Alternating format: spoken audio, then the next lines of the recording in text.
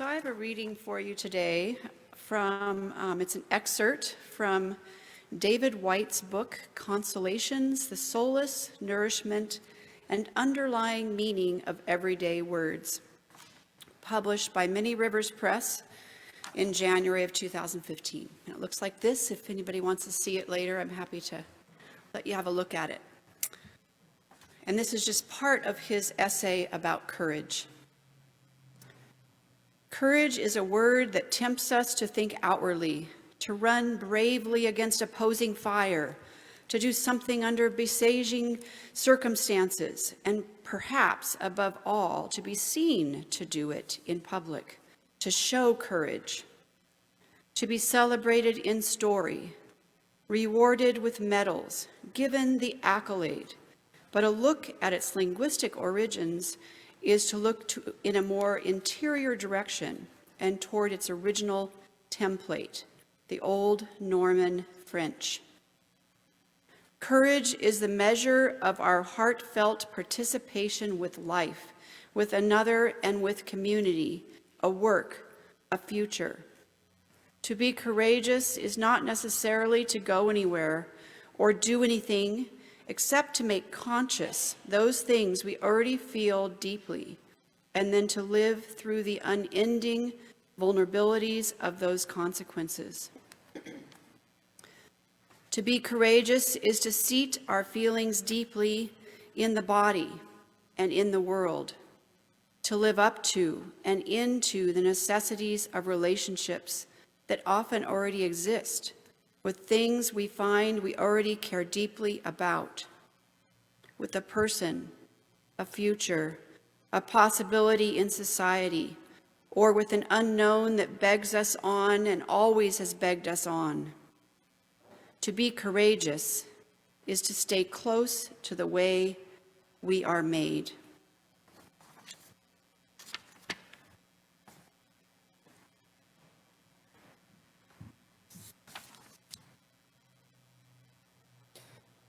To believe that vulnerability is weakness is to believe that feeling is weakness. I define vulnerability as uncertainty, risk, and emotional exposure. It starts to make sense that we dismiss vulnerability as weakness only when we realize that we've confused feeling with failing and emotions with liabilities. If we want to reclaim the essential emotional part of our lives and reignite our passion and purpose, we have to learn how to own and engage our vulnerability and how to feel the emotions that come with it.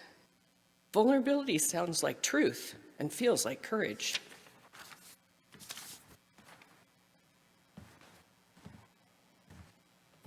And that one was from Brene Brown, Professor Dr. Brown. Yes.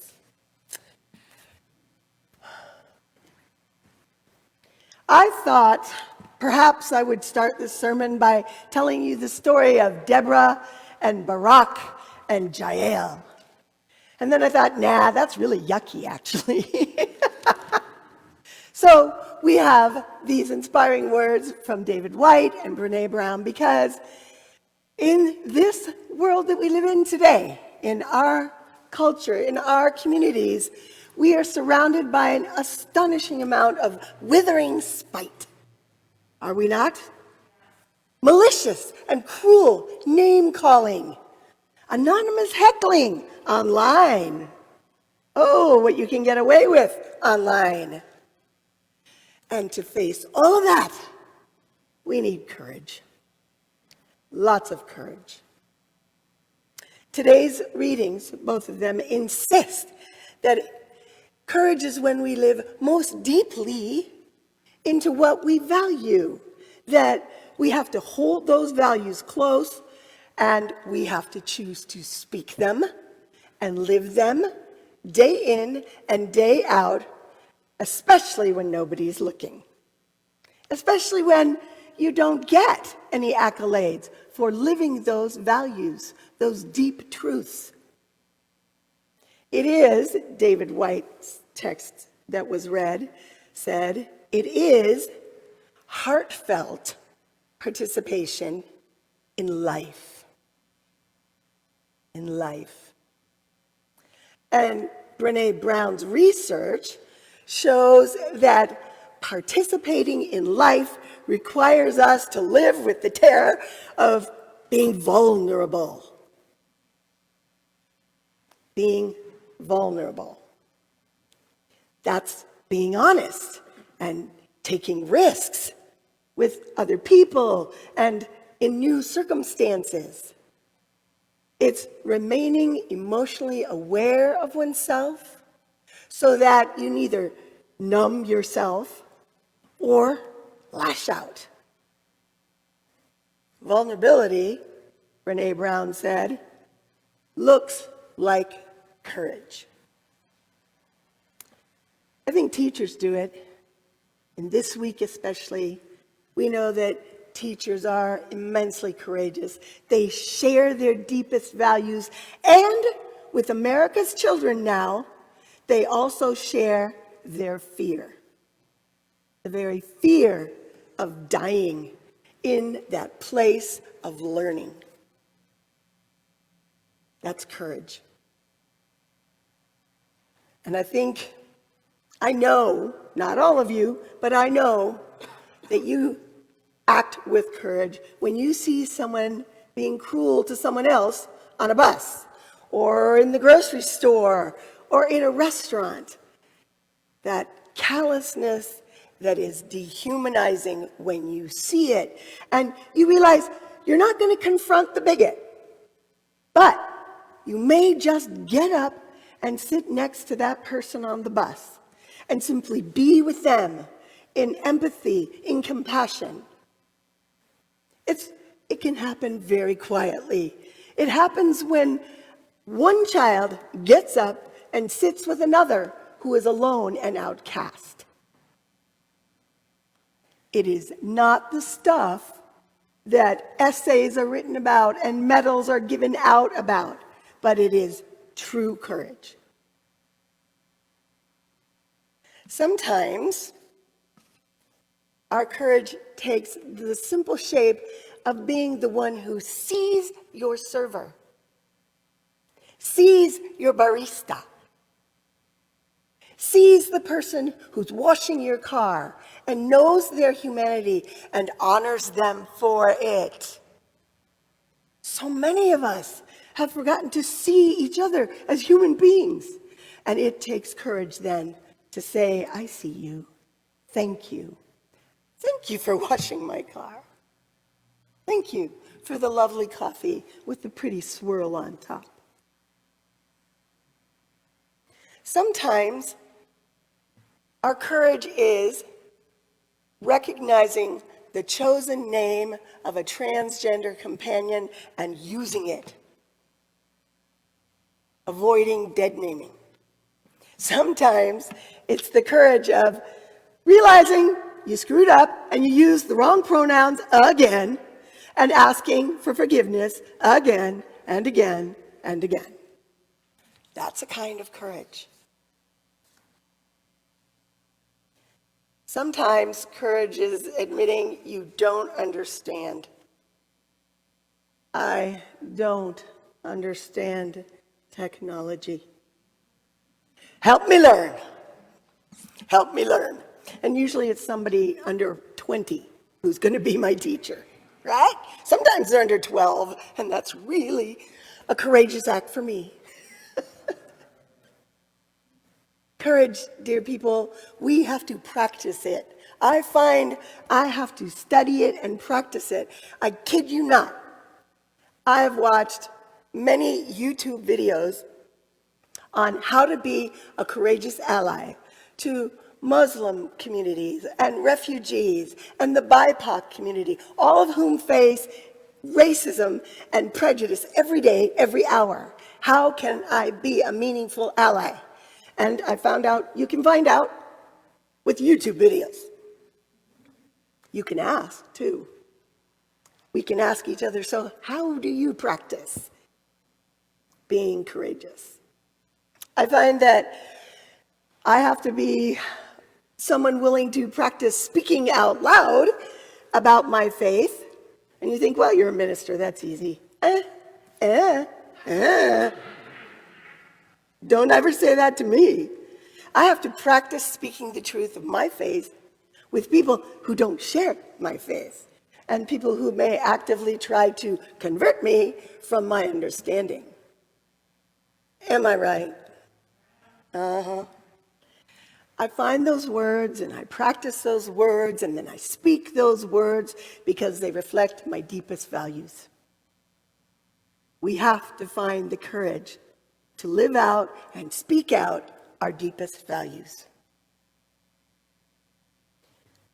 I'm practicing right here with all of you right now. And maybe it'll be at a pride parade. Maybe it'll be at a Planned Parenthood rally. But we will need to use the words that reflect our deepest beliefs and values. Because we will find people who challenge us. And in this world, we cannot remain silent.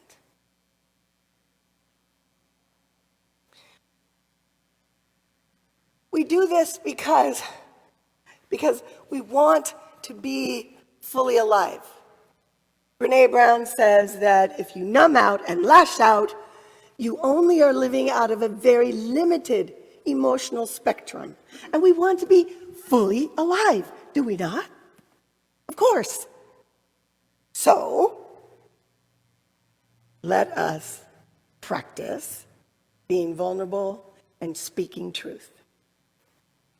Many of us here have stories from our lives that were lived in hiding our truth, hiding our truest selves, because we were attacked or judged, we were condemned or tortured by cruelty from families, from religion, from strangers who seemed to think that they could come at us for no good reason.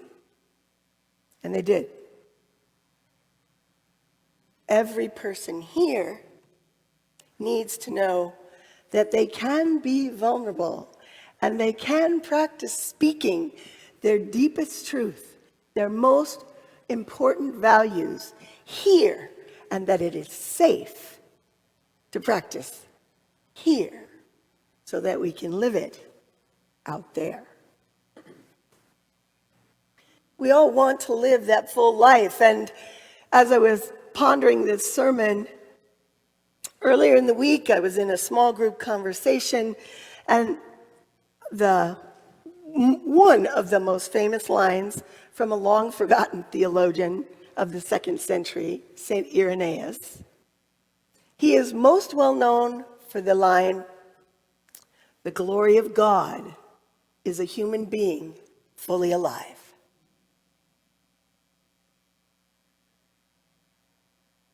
You and I, fully alive, shine with God's own light. And we need to shine. We need to find the courage, we need to find the words, we need to practice living it, because there is great darkness.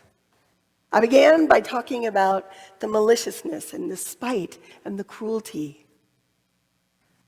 We need to be able to be people of courage who speak the truth of love and justice, of mercy and compassion, of joy, even today. If we do that, then I believe God smiles. And we do become lights of God's glory. For we are human beings, fully alive. Knowing and sharing our deepest values may sound so public. Maybe you're not one of those people who likes to be loud. I get it. I practice being loud. I practiced it for years. According to my mother, I was loud since the beginning. Personally, I think I've gotten better at it. But it doesn't take a lot. You don't have to have a PhD in being loud. Look at the back of your bulletin. 2 short paragraphs. One that is our statement of who we are, and the other that says our covenant to one another. You don't have to learn a theological essay. We chose those words as a community of faith. We share them with you. We share them with the world. So if you need to, rip up your bulletin, stuff that in your back pocket for the next couple of months, and practice. Practice being people of beauty and joy and courage, vulnerability, hope, love, laughter. And why? Because the world needs it. The world needs you. And because, in the words of St. Irenaeus, then God rejoices in seeing you fully alive. Hallelujah? Hallelujah. We do that a lot in the Easter season. Let's do it again. Hallelujah. Hallelujah. Thank you.